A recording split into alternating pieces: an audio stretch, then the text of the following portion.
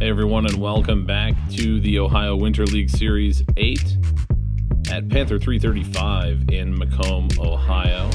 It's a beautiful course, and we've got an exciting conclusion coming up for you.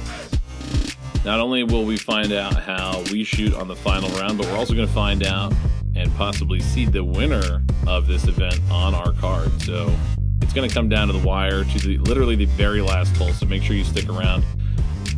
Big thanks to the big turnout and everybody at OWLS for putting on these events.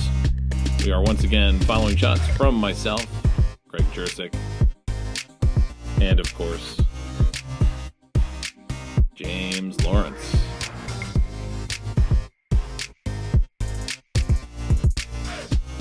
And as always, we are sponsoring a CTP mystery box at each of these events. This time it's on hole 16, the double Mando hole, right next to the train tracks. And we're going to pick up the action with a bit of a momentum swing at the end of the last round. James double bogeyed hole 18, and I caught a birdie, so I am up by 2 strokes over him on this round, still behind overall. And I'm throwing my C-line MD3 just to get up to this basket at hole 1. And I'm pretty happy with that shot. Should be just beyond the basket. James has got the big Z Luna again, and I can only assume it slipped out of his hand because there's no reason to play to that side unless he wanted to give us this beautiful shot over this mound that the basket's on. Do it for the content, James. I believe in you. But I don't blame you. And as much as I wanted James to run that putt to give us a beautiful shot over the hill there, I don't blame him one bit for laying up in that wind, so no hard feelings there.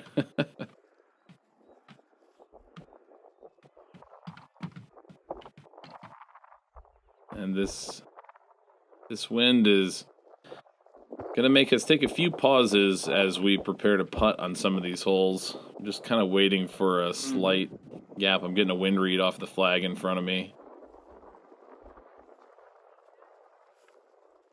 And boy, that was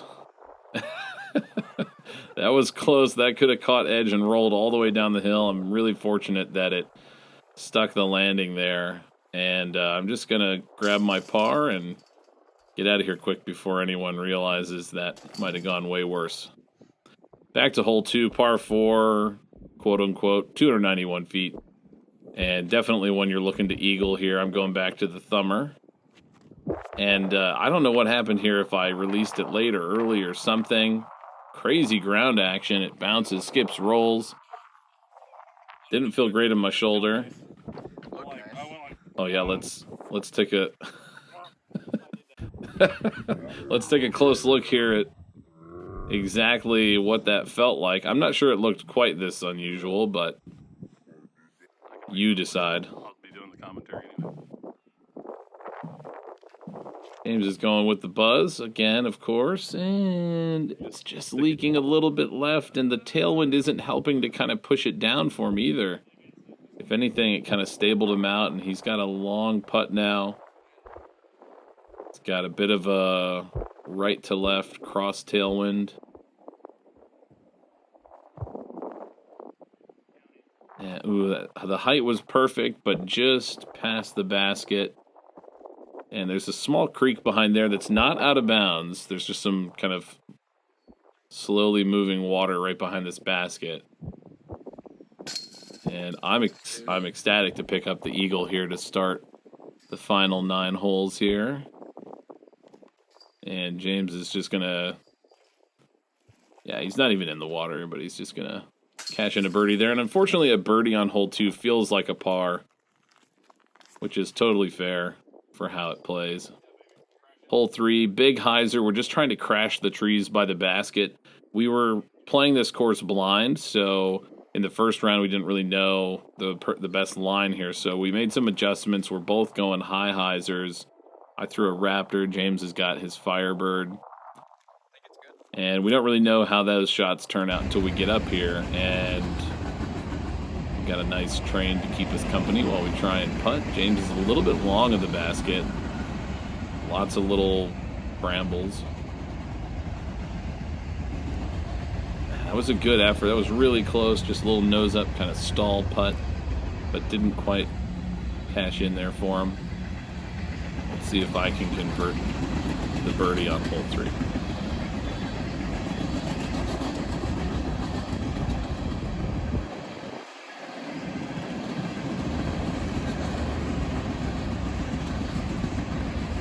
Gust of wind. Ooh, and just creeps in low left. And low left is, you know, not a terrible place to be on the basket, but every now and then you get weird action and it bounces out. And James will settle for par. But on these short holes along the railroad tracks, you really want to be picking up strokes. Hole 2 and this one as well, hole 4. You know, is a par 4, but you want to be scoring on these holes. And that's not the way to do it. I kind of skied it with my Castoplast Svi. James is going to go standstill. And that's just a good old-fashioned grip lock. And we're both going to be scrambling a little bit now to try and get out there, honestly, for a birdie. I mean, on this par 4, we're still looking to pick up a birdie here. Playing against the field, that is going to play like a par for most. Oh, yeah, so for sure. You got to get strokes on folks where you can. James going with his tactic. And that soft plastic just wanted to roll. As soon as it caught edge, it got traction and took off on him a little bit. And I'm just kind of trying to figure out the same thing. So I've got my A1 and my A2. My A2 is in 300 plastic, which is really grippy. My A1 is in 400 plastic, and it's more overstable. And I'm just thinking maybe with the wind, I don't want it to cut roll like James's did here. And that just stables out perfectly to give me a nice look at birdie. Yeah, baby.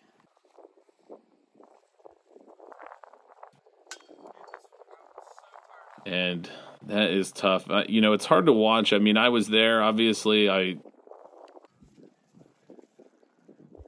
Seeing James's complete turnaround in form and confidence from the first round is hard because he was playing so well. You know, 12 down over 18 was a great score. And he's really struggling here on the second round. And I know the wind isn't helping.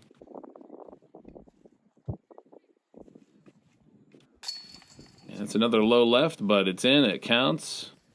And James finished 5 strokes ahead of me on the first round, and I am now 5 strokes ahead of him. So at the moment, we are tied overall with 5 holes to play.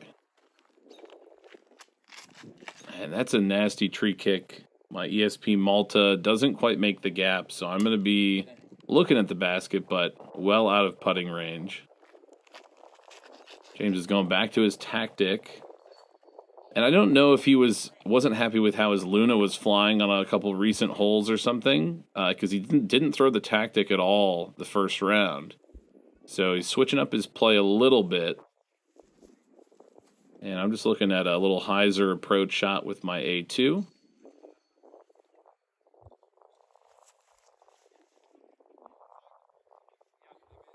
And that'll work to save par and move on to hole 6. Put it in the basket. Oh, and James's putting is just off a little bit here on the second round. Pulled it a little bit right.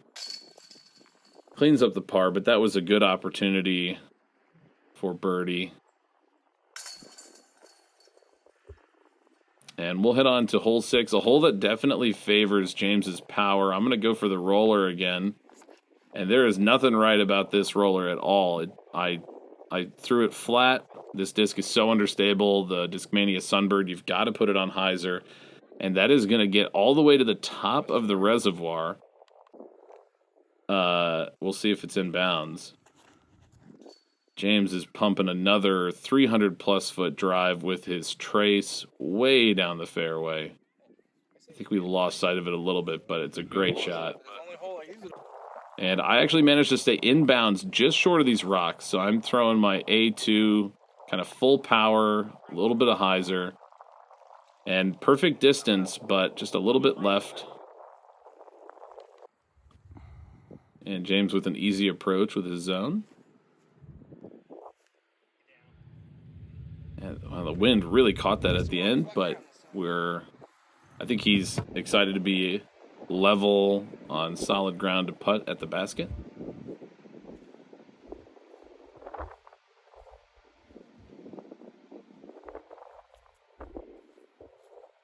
Oh, just a hair short.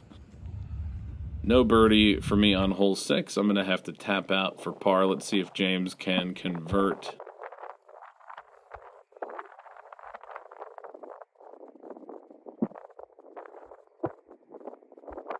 Oh, James.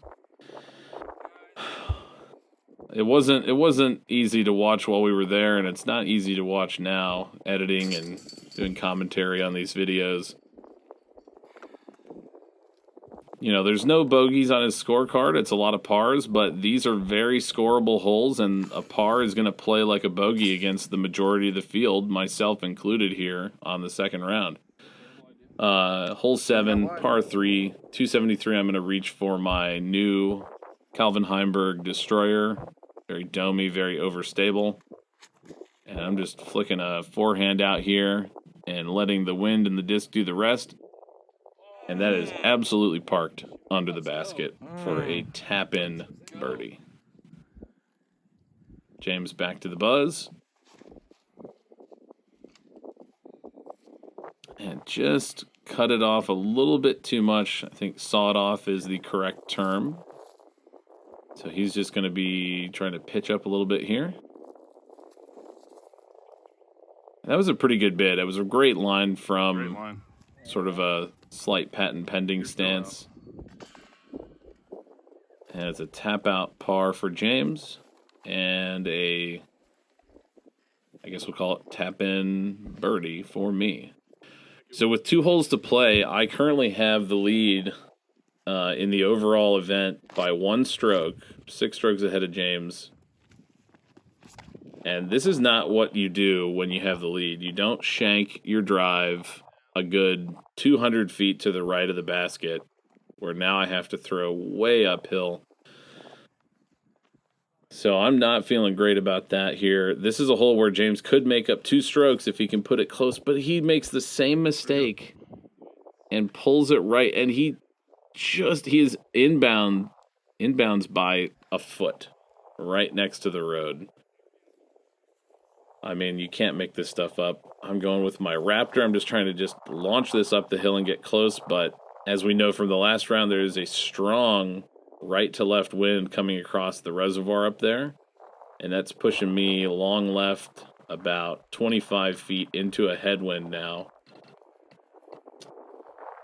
James has got his tactic, I believe.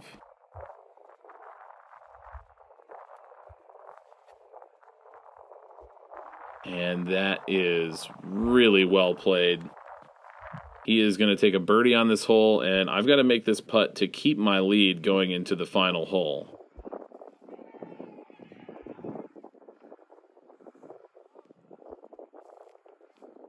And I was trying to get a little bit of lift out of that headwind, and I just didn't get any, so it drops below the basket. Got to make this to stay even with James into the last hole. Ooh, just barely. Oh boy. And James is going to have an easy tap out. And this is going to put us in an interesting situation now. Going into the final hole, there are, unbeknownst to us at the time, 5 players tied at 15 under. So if James or I birdie this hole, we will win. And if we both birdie it, we will tie for the lead. So this is hole 9, a par 3, 125 feet. James threw straight at it in the first round. I went for a high hyzer over the tree. So as Yuli would say, let's see how it plays out.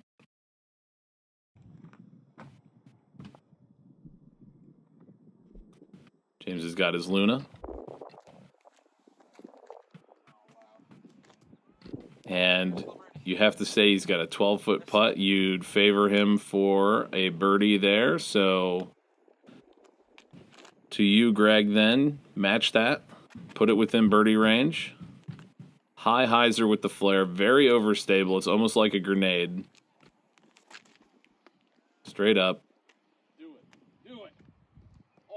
And that was very nearly in the basket. I think it's right behind the basket. So James now has to make this putt to force a tie for first place. And I know that he didn't know it at the time, but I want to edit it out, man. Watching this back and seeing how everything played out, it's just amazing how close we all were, and that every single birdie or stroke that I picked up on this second round after not a great first round pulled me all the way to first place and my first ever win in a disc golf event. So that is pretty crazy. I finished at 16 under over 2 rounds, a 7 down and a 9 down.